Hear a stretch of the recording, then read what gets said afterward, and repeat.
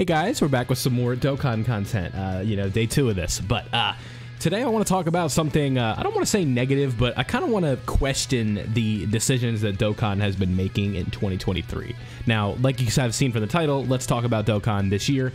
Let's go ahead and get the good stuff out of the way while we're talking about it, right? The anniversary, obviously, they killed it. New Year's, if you want to count that as 2023, Superhero, they killed it. Golden Week, Saiyan Day, these themes, these celebrations were good. They were a lot of fun. Good themes, good units, a lot of fun, dual stuff, joint celebrations, always a great time. Anniversary, one of the best celebrations ever. The 5-year EZA is phenomenal, all of that fun stuff. But that's not what we're here to talk about. What we're here to talk about today is just the continual strain of bad decisions that Dokkan, maybe not even bad decisions, but at the very least, questionable decisions that Dokkan has been making this year, with kind of like placement of units, choices for EZAs, timeline, releases, part 2s, and stuff like that, where we're kind of missing out on these extremely easy choices to make units better, and we're just blatantly ignoring them just for other stuff that just makes you go like, what are they doing? You guys will see in the thumbnail, it's going to be what were they cooking, right? Like something like that. So let's go ahead and start off with the most recent thing that we learned earlier this morning, and that is or earlier today, like this afternoon, right? We learned the EZA that is coming out with the Dokkan Fest Turles celebration. So Turles, one of these units, very cookie cutter kind of kit, does a lot of damage, can look super impressive with support around them. But the issue with that support is it's far and few between, and it's very linked to the banner units that came out when we have more pressing needs, I would say. But here is kind of the big issue, right? What they decided to go with for the Extreme Z Awakening, and that is the LR Gohan and Goten, LR Go Bros, for better known as the LR Go Bros, right? So it's about time this unit EZA'd. It's one of these ones that we've been looking forward to. The issue is not that the Go Bros are EZAing. The issue is the Go Bros are EZAing with Turles when we had the Goku Gohan Goten Day celebration just about 3 weeks ago. And so instead of doing LR Gohan Goten EZA during Goku Day, we decide, oh, let's do that with Turles. When there is this certain unit that would help Turles, he's an LR. I don't know if you guys know who I'm talking about, but STR LR Turles. Yeah, we're just going to skip his EZA when that guy would make this Turles absolutely like one of the best T-Wars in the game, would make him have that consistent support that we are looking for. But no, let's go ahead and EZA the Gohan and Goten when Turles is in dire need of help. And that is kind of the continual theme that we are going to be talking about this year with these questionable decisions. Like, why are we doing this the way that we are doing this, right? So I have units pulled up so we can go ahead and talk about them, right? The first one being in the GT campaign that came right after the 8th anniversary ended. Again, don't take this as the anniversary was bad this year, but what it did contain was a questionable decision. We have this mid TUR with the 217s, where Super 17 comes out, he looks damn impressive, but the support around him isn't great, the help isn't there, and then we get the EZA, and who is it? It's, lo and behold, we're scrolling down, it's a physical Super 17, a Battle of Wits, a Universal Survival Saga, a Worthy Rivals kind of support unit that we have. Final Trump card, this is a defensive and key support, that's a monster defensive support. And guess what? This guy, the synergy with 17s isn't really there. He is more of kind of a floating support unit when these guys, the Dokkan Fest at the top, right? We look at these two. These guys are more dependent on the additional help, right? Because we look at like, let's look at some of these links, right? GT, Nightmare. These are units like links that these guys just do with the physical 17 just does not have. And so that is kind of like the problem, right? Target Goku, he's not on that team. Join Forces, not on that team. Artificial Life Forms, I'm pretty sure he's not on that team. I'm just gonna make sure, I won't make sure so I don't sound like a dummy here, but I'm like 99% sure, yeah, he's not on this team. Physical 17, like, not on, like, that's what I mean, not on that team, right? Like, Power Absorption, Fused Fighters, like, it's just, he's not on any of these teams. And so, we get this EZA for for MVP 17, and it's just not helping the Dokkan Fest unit that clearly needs the help. And that is kind of the first head-scratching decision, right? Why are we doing this the way that we're doing it? You think about a unit like Prime Battle Cell, that makes a little bit more sense, but again, Prime Battle Cell was not done with an EZA to kind of mask for Super 17, right? Like, that's just not how we're looking at it, right? So that's kind of the first one with these filler celebrations. Now, these have never been like world beaters or anything like that, but The problem is there's just easy decisions that we could go with, right? It's like, what if we kind of move up the calendar a little bit and we just easy A the LR Super 17, the LR version, because that unit has never really been that good from release because he never had the help that he needed and he never had the GT bosses around him.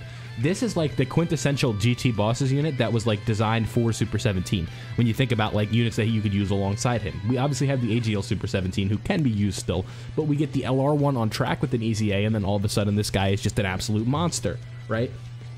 And when we don't get that and we get a Universe 7 kind of themed celebration, that is where the problem lies. So that is kind of like one of the first questionable decisions. Now, the next one we're going to be talking about, because there really hasn't been that many campaigns in 2023, is Universe 6, Kale. So with Kale, again, one of these units that looks very impressive. She has a really good leader skill. Transformation boost and full power kind of work really well with the synergy between each other.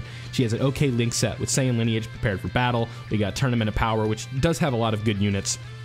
Battlefield Diva, Fierce Battle, really good link set for a unit like LR Kale and Caulifla, who this time Dokkan got it right. They did the easy A for LR Kale and Caulifla. You know, we see it down here. I don't know if it's, yeah, the campaign announcement, right? We get that down here for this, and that makes sense. But guess what? They fumble the LR Kale and Caulifla easy A, so they aren't usable next to this Kale and the difficult content. So now we have LR Kale and Caulifla who are not up to snuff with this unit with Kale, who is absolutely incredible but does not have the help around her. So now what we have is this kind of like dead category with Universe 6, where the unit that should have been the world beater, the killer, everything that you want to talk about it, right? The former best unit in the game, this unit was complained about so much just because of how good they were, because people did not like the fact that these two, Kale and Caulifla, who are already some notorious characters for their lack of a backstory or whatever you want to call it, but these two are like, you know, they don't like having the best unit in the game. When it's Kale and Caulifla, people aren't usually happy. But this easy A could have been phenomenal if they had kind of reclaimed that throne as one of the best units in the game. Next to this Kale right here would have made things a lot better. But instead, what they do is they make a good choice for an easy A, but then they don't compensate for it by making that easy A good enough. So Universe 6, again, is now in this kind of dead-in-the-water position where the team is no good, even though it has some really good units on it. We still have Tech Caulifla, who has the best gimmick in the game, where it's like against... If dodge isn't disabled, it's the most overpowered thing. You run her SSR, you put them on the team, they literally never leave slot 1 against pure Saiyans, they can't be hit, they can't take damage, it's not possible. The God event, they were literally the best units for the game in the God event, if you want to talk about defense. They could not get hit. It was impossible. You couldn't touch them. It was literally 0 damage in slot 1 at all times if enemies didn't, if you didn't get locked, right? Like, no matter how you split it, that was a slot 1 unit, a tank of a slot 1 unit, because they literally could not take damage. So, with that, you have this team where LR, Kale, and Caulifla are not up to snuff. Kale is good, is really good, but can look a little bit like underwhelming without the help. We have, just like just a really weird team. You know, you have Hit, who doesn't really synergize very well with Kale and Caulifla's.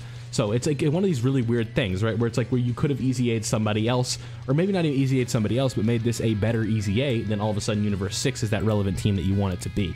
And they did not do that. So that was a fumble for the Kale and Caulifla celebrate, or the Kale celebration, because of that Kale and Caulifla easy A. Like, you also have this Bulma right here, who her easy A was disgusting. She was better than a lot of the units in the game that are summonable now. Like, this Bulma's incredible, and she's just free to play, so that's a good buff, but again, not great. So, the kind of continuing with the Kale, oh, I didn't even mention it in the Kale celebration. This guy, this guy right here, our boy Super Boo. So, what does this? So, I guess that was kind of the next point that I was getting to, right? We talk about like how Kale and Caulifla needed the help. What could have helped? Or Kale needed the help. A Part 2 LR that had some type of synergy with Kale and Kale and Caulifla. What do we get? Super Boo. And Super Boo is impressive. He can look really good. But let's talk about this, right? What? Let's look at this heater of a Majin Power category, shall we? How many usable units do you see on your screen right now? I see 2. And it's this guy and this guy. Maybe Kid Buu on a good day, maybe Boo Tanks on a good day, Janembu maybe, but this is like a terrible category, and this was the headliner for that category, right? This is the best unit on the category, bar none. And when does he come out? During Part 2 of a Universe 6 celebration. So we talk about the decision to go from Kale to Super Boo. So you guys can see they are cooking. Like, what were they cooking? Kale and Super Boo. Like, what are we talking about here, right? I just don't understand what they're doing with this kind of thing, right? And it's like the choices for EZAs have not been good. The choices for Part 2 LRs during celebrations has made no sense. The EZAs have been a bit of a problem, and I think that is worth noting. We talk about the Golden Week was really fun with the World Tournament, but it did spawn the worst chain battle of all time. We're talking about like 60 million being a good score. Just not good, right? But with all that being said, obviously we still have a lot of time to go in 2023, so it's not the end of the world. We have a really kind of fun LR wheel, though. We have, or wheelo, excuse me. We have a really fun LR Bulma. The Carnival units are really good. These LRs, like most of these LRs in 2021 or 2023, if we look at it, phenomenal. Really good. Haha. Really good. Like really, really good. Pretty good, right? Really good, no help.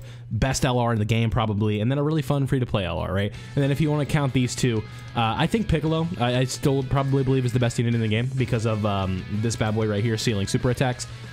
He just like sealing the enemy super attack with that, like it's his bug. It's like you can't argue. Taking away the enemy super for 4 turns is like as broken as it gets. Like that literally just takes out like all the difficulty in the game, right? But let me know down below what you guys think. 2023 has been an interesting year for Dokkan. I think it's been good. They've had some really good stuff, but they've also had some very, very questionable decisions, and I don't really know what the direction is. Why are we just aimlessly releasing things just to release them? It's like they had things on the shelf that they're just throwing at us at once. I'm not a fan of it, so don't forget to leave a like if you did enjoy. Don't forget to subscribe if you are new and turn on notifications so you don't miss out on any of my Dokkan content. I told you guys Dokkan every day, and we are going to continue to do that. So thank you guys for watching. Have a great day, and I'll catch you next time.